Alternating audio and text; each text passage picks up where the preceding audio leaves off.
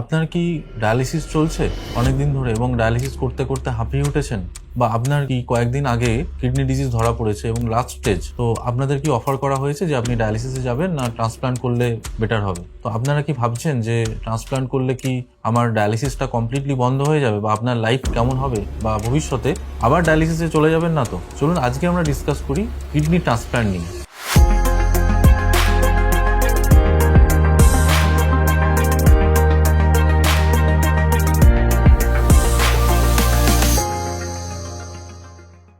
আমি doctor Sourav Sadhu Khan, consultant nephrologist at Vivacity multi speciality hospital. তো kidney transplant তখনই করা হয় যখন আমাদের কাছে পেশেন্ট আসেন এবং তাদের দুটো কিডনি কমপ্লিটলি ড্যামেজ, অর্থাৎ তাদের ইএসআরডি বা এন্ড স্টেজ রেনাল ডিজিজ হয়েছে। তো পেশেন্টকে আমরা বলি জেনারেলি যাদের প্রয়োজন ডায়ালিসিস শুরু করার জন্য। তো এই ডায়ালিসিসের সঙ্গে সঙ্গে আমরা সবসময় কিডনি ট্রান্সপ্লান্টের অপশন দিয়ে রাখি। তো দেখা গেছে যাদের কিডনি ট্রান্সপ্লান্ট হয় এবং যারা ডায়ালিসিস থাকে, এই দুটো টাইপের পেশেন্টদের মধ্যে যাদের ট্রান্সপ্লান্ট হয় সাকসেসফুলি, তারা কিন্তু অনেক বেটার থাকেন। বেটার কি অর্থে? একটা হচ্ছে লাইফ এক্সপেক্টেন্সি, মানে যাদের ধরুন 10 বছর বা 15 বছর 20 বছর বাঁচা ভালোভাবে, এবং quality of life. Quality of লাইফটা খুব ইম্পর্টেন্ট, কারণ ডায়ালিসিসের সময় বিভিন্ন কমপ্লিকেশন, ধরুন ডায়ালিসিসের সময় প্রেশার ফল করা, ইনফেকশন, আর প্রত্যেকটা উইকে 2বার বা 3বার করে একটা শিডিউল ডায়ালিসিস মেনটেন করা, এগুলো খুব হেডেকের কারণ হয়ে দাঁড়ায়। ট্রান্সপ্লান্টের পরে কিন্তু ডায়ালিসিস লাগে না, এটা তো প্রথম ইম্পর্টেন্ট ব্যাপার। সেকেন্ড হলো এই ধরনের ডায়ালিসিস রিলেটেড যে কমপ্লিকেশনস গুলো, সেগুলো কিন্তু হয় না, অর্থাৎ মনে হবে যেন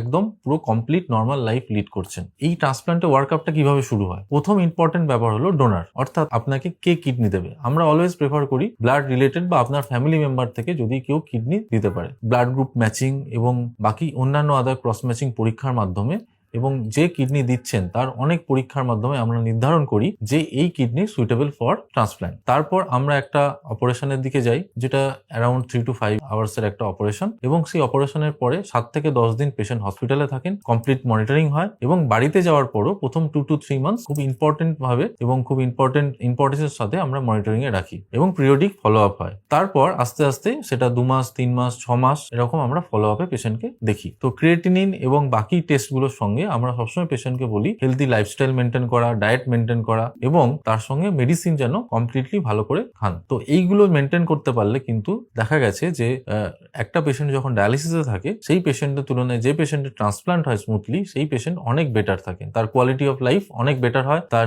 নিজের অফিস ওয়ার্ক থেকে শুরু করে নিজের দৈনন্দিন কাজ থেকে শুরু করে সম্পূর্ণরূপে সে নিজের মতো করে করতে পারে। এই ডিসকাশনের পরেও যদি আপনাদের কোনো কোয়ারিজ থাকে এই ব্যাপারে, আমাদের নিচের দেওয়া লিঙ্কে আপনারা আপনাদের কোয়ারি সাবমিট করতে পারেন। আমি এবং আমার টিম আপনাদের হেল্প করবে সেই কোয়ারিগুলোকে যথাযথভাবে অ্যান্সার দেওয়ার, এবং আপনাদের ডায়েট এবং লাইফস্টাইলের ব্যাপারে যদি কোনো কনফিউশন থাকে বা কোয়ারিজ থাকে, আমাদের এখানে ডায়েটিশিয়ানের টিম এবং মুক্তি যোগা প্রোগ্রাম এখানে অ্যাভেলেবেল, আপনারা সেটাতে এনলিস্ট করতে পারেন। ধন্যবাদ।